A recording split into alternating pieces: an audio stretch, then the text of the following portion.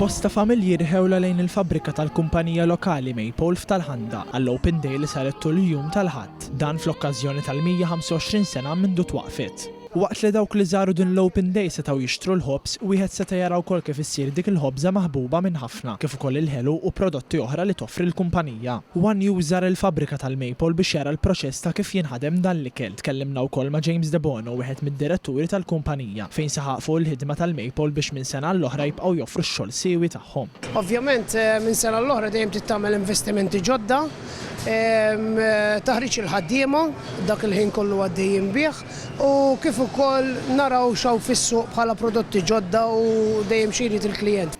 James De Bono tkellem ukoll fuq ir-rispons tan-nies għal din l-attività. Kienet esperjenza naħseb tajba sabiħa għall-pubbliku li kellna ħafna nies li ġew biħġarhom biex għal din il-ġurnata speċjali.